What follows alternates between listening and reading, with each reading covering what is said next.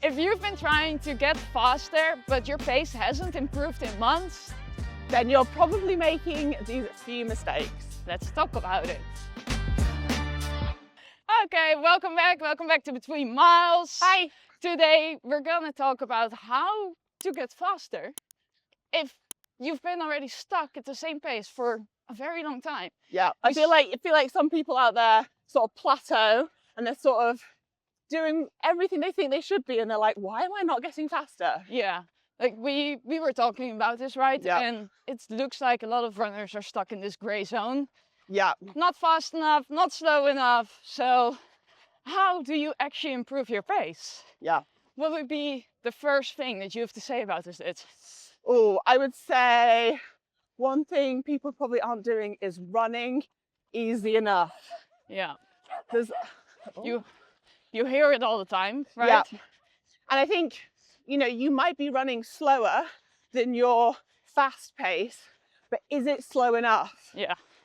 Probably not. No. And I think it's like people are missing a lot of reference here. So they think, they go indeed out on their own and then they are running maybe a minute or like 30 seconds slower than what they would run on a race. Yeah. But that obviously is still way too fast. Yeah. Like maybe we could give like a little bit of a reference area. Yeah. So I think, for example, my easy pace is a good 1.5 to 2 minutes slower than what I run on a half marathon. Yeah.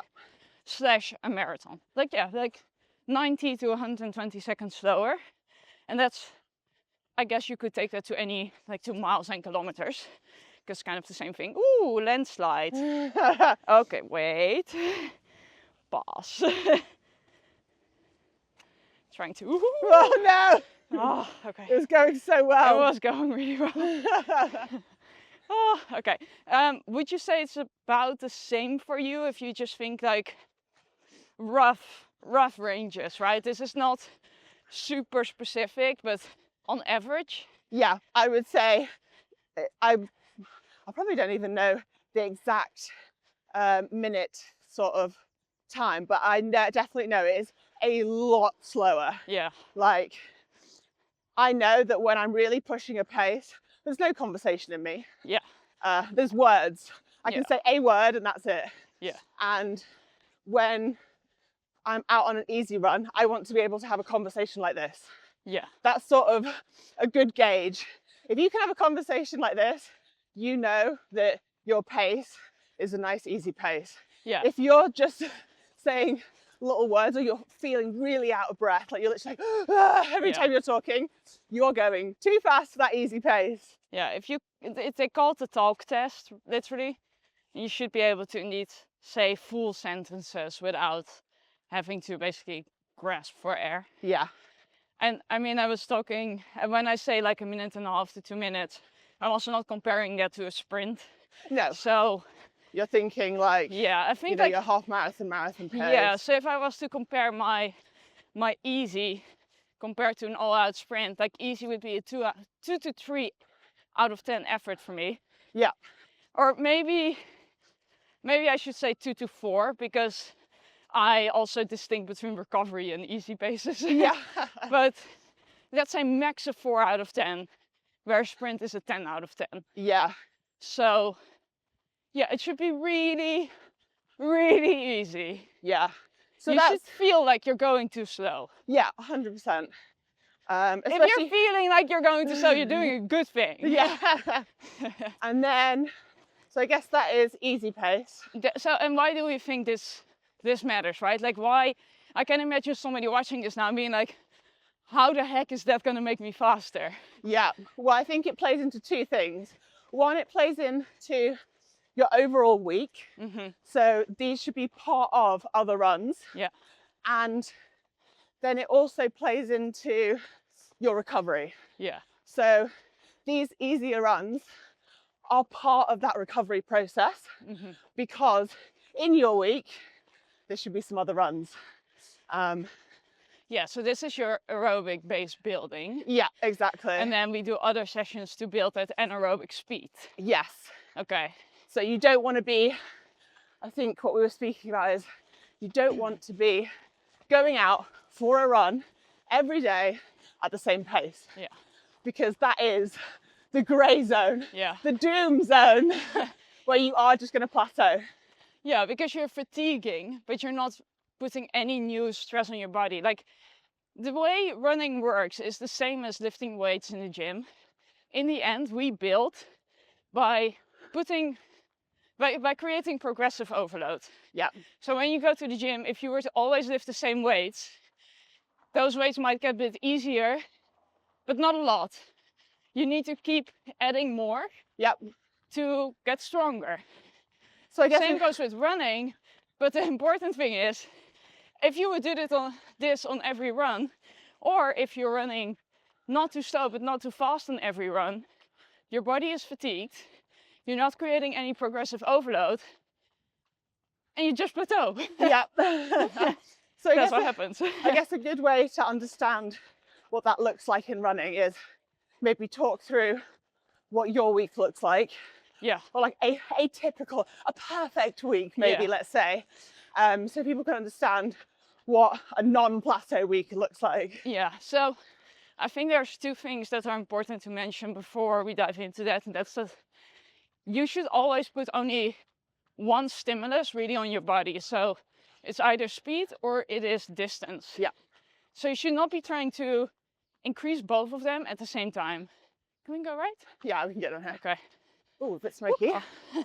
So that, like, having said that, my weeks right now, I run 6 days a week.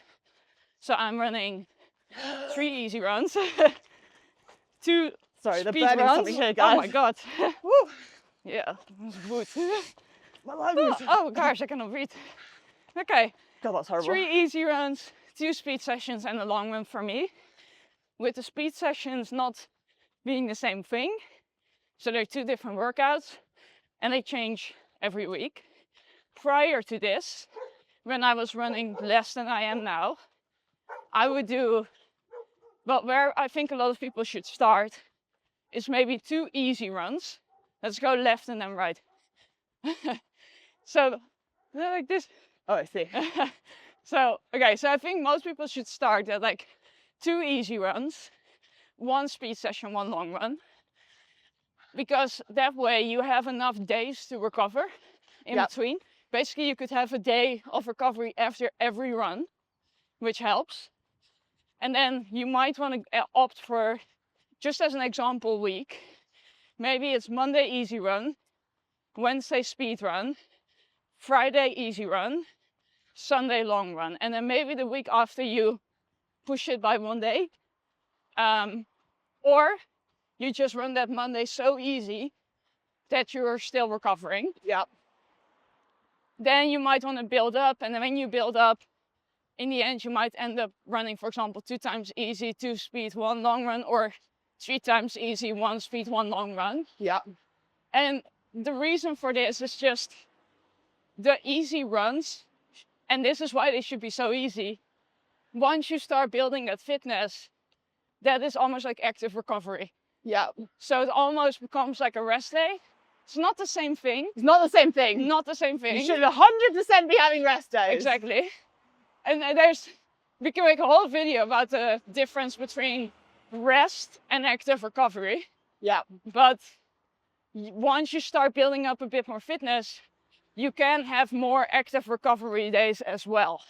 So at that point you can have both rest as well as active recovery, which is good. Yeah. So that's how I would kind of structure that. Yeah. Then those easy runs are really, in terms of effort, like a 3 to 4 out of 10. Let's put it at that, 3 to 4 out of 10. Not a 5, because at that point you're already basically having moderate speed. So really easy. Then your speed sessions should not be too long either. The part where you're working on speed could be quite short. Mm-hmm. Like, especially when you're just trying to get faster and you have been plateauing. But you should be looking at what have you done in the past and how can you start adding a bit more to that. And maybe that is by adding extra time. So maybe instead of 8-minute intervals, you're doing 9-minute intervals, or you're starting to up the pace.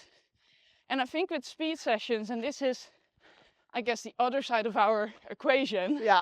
we're saying people often run either too fast or they end up running too slow. Yeah, because especially you got to think, so if you're running your easy pace too fast, you're going to be more fatigued. So when you go into a speed session, you're not going to be able to be giving it what you need to be giving it. Yeah, you're not running on fresh legs. Yeah. You don't have 100% in them. Whereas if you've done that easy pace at an actual easy pace, you're ready to go. And those speed sessions, one, you're going to be running faster. You're going to be running, you know, more aligned to what that speed should be. And 2, you'll be able to recover. Yeah. But I think indeed there, so we're targeting, like, honestly, depending on the session, you're targeting anywhere from like a 7 to a 9 effort out of 10. Maybe sometimes 10 out of 10, but it really depends on what you're training for. Yeah. 10 out of 10 is more applicable to shorter distances. Yeah. And 7 to 9 is more, you're trying to work at lactate threshold. So you're probably training for a half marathon, a marathon, or an ultra. And what then is really important is that that speed session is not the same session every week. Yeah. We want to vary things, right? Yeah. So the best week is one that has loads of different things going on. Yeah. You know, you've got some easy runs, maybe you've got hill repeats, maybe you've got a threshold, Yeah. you know, maybe you've got sprints, but obviously not all of these all going on at once. Yeah. This is all dependent on the race that you're training for, what's going on in your training, but that varied week. It's a mix and match. Yes, exactly. That varied week is what's going to get you faster. Including the rest. 100% recovery is also, if you're not prioritizing recovery, you should be recovering as hard as you are training. Yeah. Because it is part of your training. Obviously, that doesn't mean every single day is spa day. It means that one day that is recovery, you're really not being like, oh, I should go out for like a 2-hour hike. Yeah. Obviously, that's not going to work. Yeah, I'm gonna do some super heavy strength work. Yeah. Like, you want your muscles to be able to recover in your bones. So if you don't give it time for that, that's gonna lead to injury. Yeah, 100%. So if you have been stuck at the same pace for super long or for months, then really analyze what you've been doing. Have you been running your easy runs too fast? Or maybe even your speed runs too slow?